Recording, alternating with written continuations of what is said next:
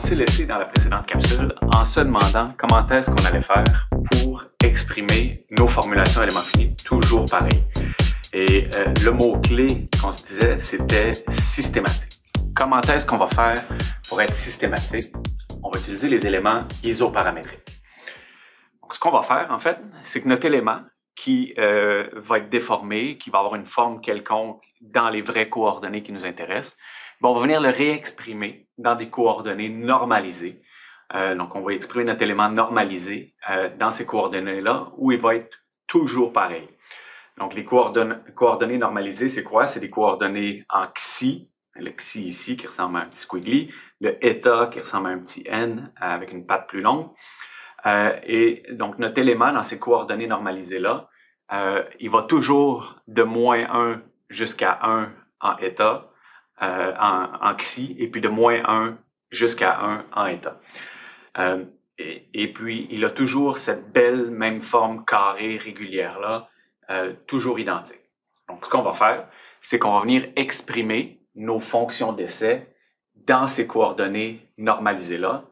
Et de cette façon-là, nos coordonnées normalisées, on va les exprimer une fois. Nos fonctions d'essai, on va les exprimer une fois, puis elles vont être toujours pareilles. On n'aura plus besoin de le faire. Donc, on se retrouve un peu qu'à pelleter par en avant parce que, dans un certain sens, on va avoir défini nos coordonnées normalisées, donc nos fonctions d'essai dans ces coordonnées-là. On va avoir atteint notre but, ça va être systématique, sauf que on va les avoir dans un repère autre que celui qui nous intéresse, parce qu'au final, on veut résoudre notre problème dans les coordonnées réelles. Donc, il va falloir trouver un moyen de repasser de l'élément normalisé à l'élément réel. Et puis, c'est pour ça que je dis un peu qu'on pèle par en avant. Donc, gardons ça quand même pour plus tard. On va trouver le moyen de venir résoudre ça. Donc, pour l'instant, ce qu'on va faire, c'est qu'on va venir définir nos fonctions d'essai dans notre repère normalisé.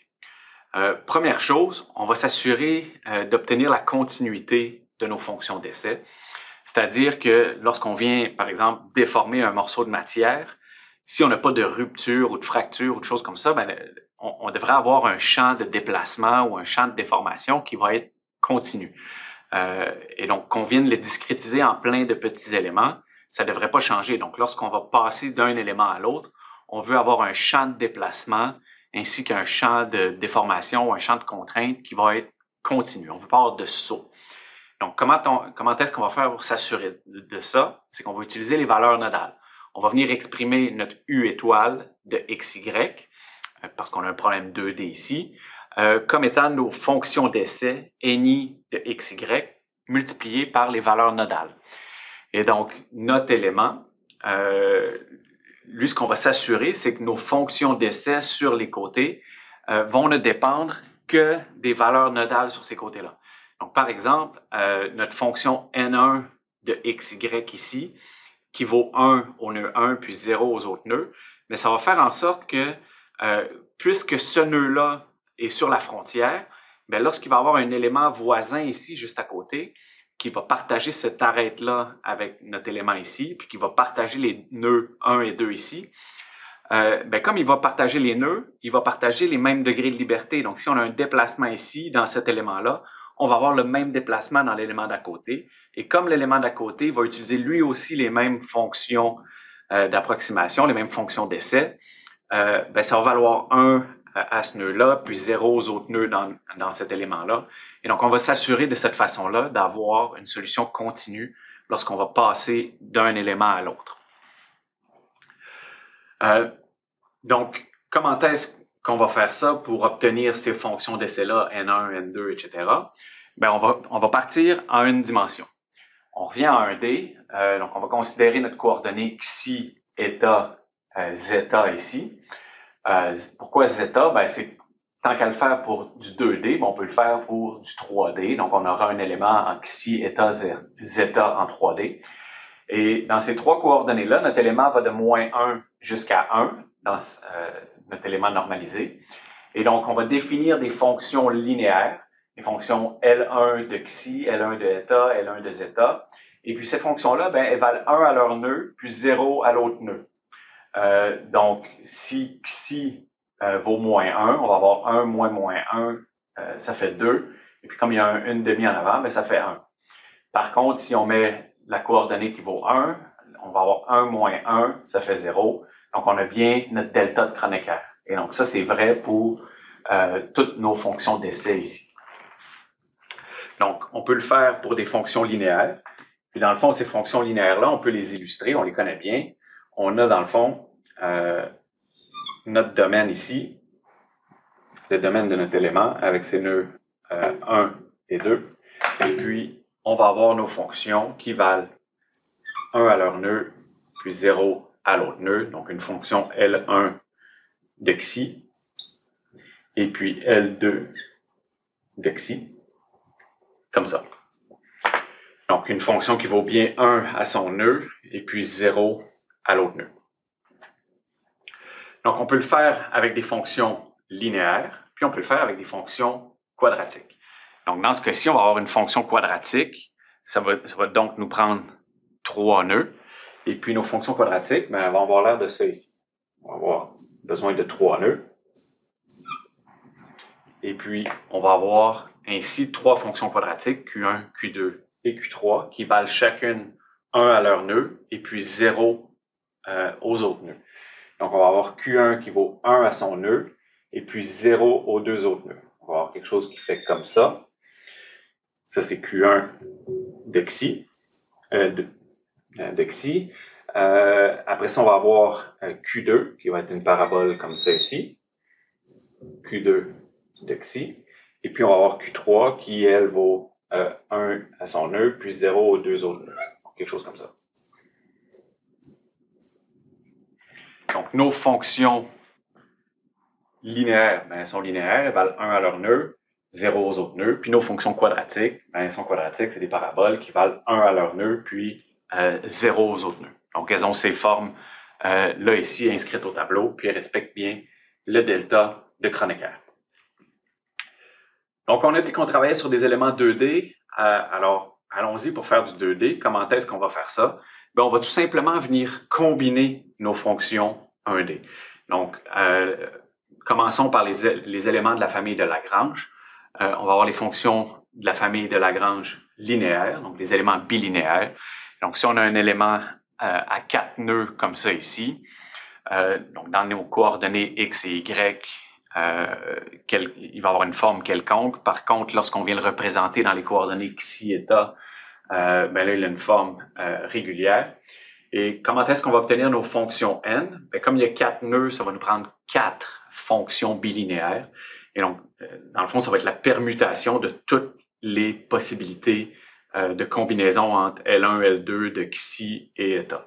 Donc, L1 de xi fois L1 de eta, L2 de xi fois L1 de eta, et ainsi de suite. On fait toutes les permutations possibles. Ça nous donne nos 4 fonctions n1, 2, 3, 4 pour les éléments bilinéaires de la famille de Lagrange. Pour les éléments biquadratiques, ben c'est encore une fois la même chose, sauf que là, au lieu d'avoir 2 fonctions, on en a 3 en linéaire, on en a 3 en une dimension, et donc on va faire toutes les permutations possibles en 2D, et donc on va se retrouver avec 3 fois 3, ça va nous donner 9 fonctions n1, 2, 3, 4 jusqu'à n9 pour notre élément biquadratique. Et donc, notre élément biquadratique de la famille de Lagrange, ça va être un élément à 9 nœuds avec 9 fonctions d'essai. Et puis, chacune des fonctions d'essai vaut 1 à son nœud et puis 0 aux autres nœuds. Donc, les fonctions vont avoir cette forme-là ici. Donc, on va avoir 4 fonctions de coin comme ça ici. Donc, les N1, N4, N3 et puis N2 qui valent 1 à leur nœud puis qui valent 0 à tous les autres nœuds. On va avoir 4 fonctions de côté. Comme ici, puis comme en dessous ici, qui, elles aussi, font une forme de parabole dans le côté et qui valent 0 à tous les autres nœuds. Et puis, on va avoir une 9e fonction d'essai qui, elle, a une forme de montagne qui vaut 1 en plein milieu de l'élément, puis qui vaut 0 sur tout le pourtour, sur tous les autres nœuds. Donc, ça, c'est les éléments de la famille de Lagrange. Il y a aussi les éléments de la famille de Serendip. Les éléments de la famille de Serendip, en fait, ce qu'ils ont de différent de la famille de Lagrange, c'est qu'on va s'arranger pour pas avoir de nœud dans le milieu de l'élément. Donc, la fonction d'essai en montagne dans le milieu, on va essayer de s'en débarrasser. Pourquoi? C'est que numériquement, ça ajoute pas beaucoup de précision, puis ça ajoute un degré de liberté de plus dans les calculs. Et donc, en s'en débarrassant, on a une solution qui converge presque aussi vite à un coût de calcul moindre. Donc, comment est-ce qu'on va faire ça?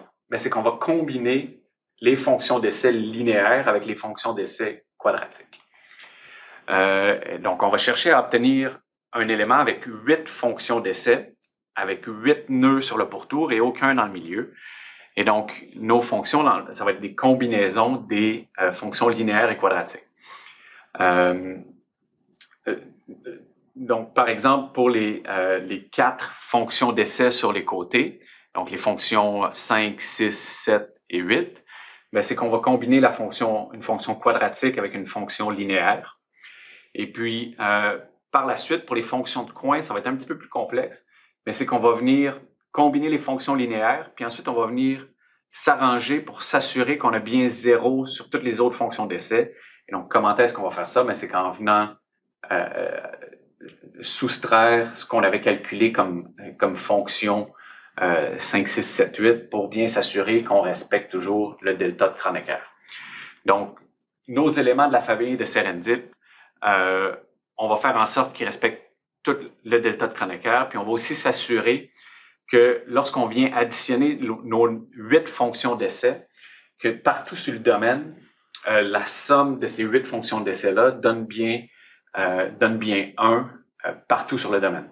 Pour s'assurer, en fait, que lorsque on viendrait, par exemple, intégrer l'air ou le volume de notre élément, on obtient la bonne fonction. Donc, si nos fonctions d'essai s'additionnaient pas toutes pour donner 1, ça nous causerait problème. Et donc, je vous laisse à vous de vous démontrer, en fait, les 8 fonctions de la famille de Serendip. Mais vous allez voir, en fait, il faut commencer par les coins. Faut commencer par les côtés, les fonctions 5, 6, 7, 8, et puis par la suite, on vient en soustraire les fonctions de coin.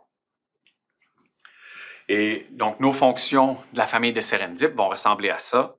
C'est qu'on va avoir la parabole sur le côté, puis ensuite, ça va descendre linéairement dans l'autre sens. Et puis, sur les coins, on va avoir une espèce de parabole, puis on a bien quelque chose qui vaut 1 à son nœud, puis qui vaut 0 aux autres nœuds. Puis on remarque bien que par rapport aux éléments de Lagrange biquadratique, là, nos fonctions d'essai valent plus 0 dans le milieu, parce que là, on n'a plus de nœud à cet endroit-là. Mais que tout de même, nos 8 fonctions d'essai rencontrent le delta de Kronecker. Donc, ça marche en 2D, puis ça marche en 3D aussi. Donc, on peut faire des fonctions d'essai trilinéaires pour un élément 3D, où là, on va tout simplement combiner toutes les permutations possibles des fonctions linéaires. Donc, on va en faire 2 fois 2 fois 2, donc ça va nous faire 8 fonctions d'essai. Et on va obtenir nos fonctions trilinéaires. On peut le faire aussi avec des éléments de Serendip quadratiques.